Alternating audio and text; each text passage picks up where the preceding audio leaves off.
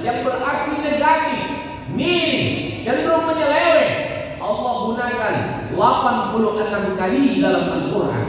Sementara khairun yang bermakna kebaikan, Allah gunakan 4 kali dalam Al-Quran.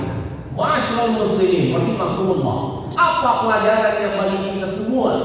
Pelajarannya adalah bahwa kecenderungan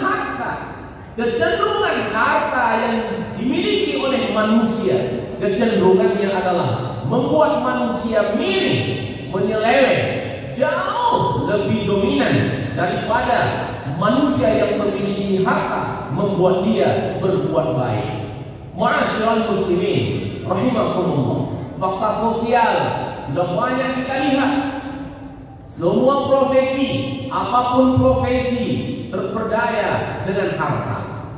Harta, rumah tangga bisa hancur dengan harta.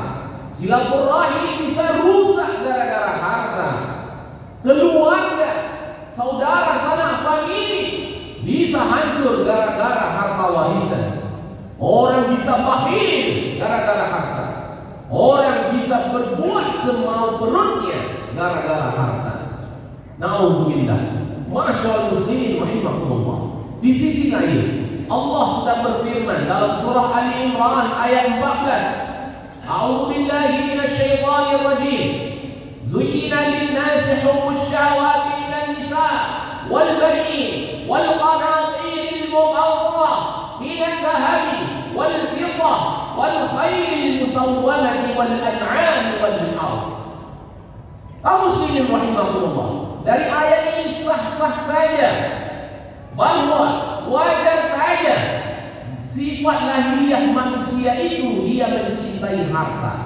Tapi ingat kaum muslimin, jangan sampai manusia itu berubah menjadi bagaimana dia hubbud dunia, gila yang luar biasa kepada dunia, mencintai harta secara berlebihan, sehingga yang menjadi tujuan hidupnya adalah harta dan dunia ini.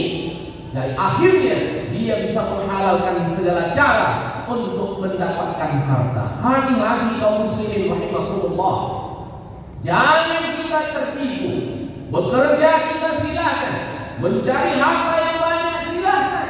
Tetapi ingat, jangan sampai ambisi kita membagi buta.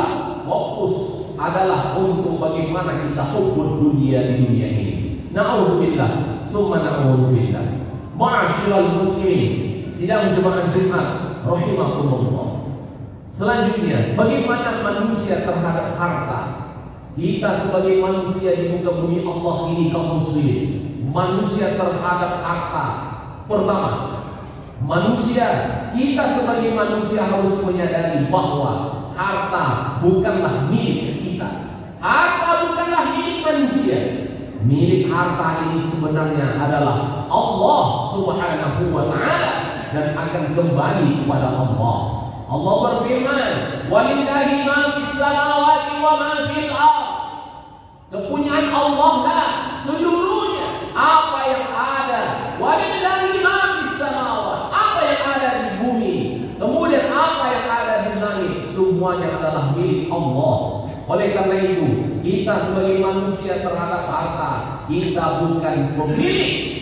Allah lah yang memiliki harta itu. Yang kedua, manusia terhadap harta itu adalah manusia hanya pemegang amanah.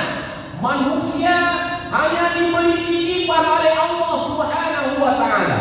Makanya manusia tidak boleh mengklaim, menyandarkan dirinya kepada harta.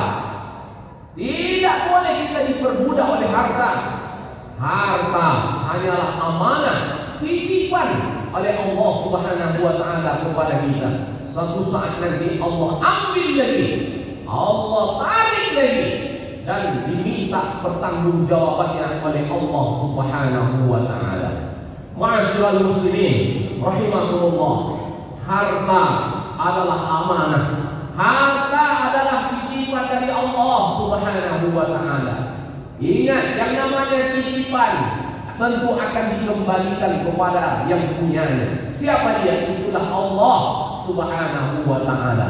Ma'asyiral muslimin rahimakumullah, manusia terhadap harta yang ketiga adalah manusia diberi harta sebagai rizki oleh Allah untuk dia nikmati dalam ketaatan kepada Allah, dan untuk bagaimana dia salurkan, dia berikan pula kepada orang-orang yang berhak menerimanya. Memang kita diberi amanah oleh Allah harta, dititipkan oleh Allah, tapi ingat, di situ ada hak-hak yang lain selain kita yang harus kita salurkan. Oleh karena itu jangan bakhil, jangan pelit, jangan sampai kita diperbudak oleh harta seolah-olah kitalah yang memiliki harta.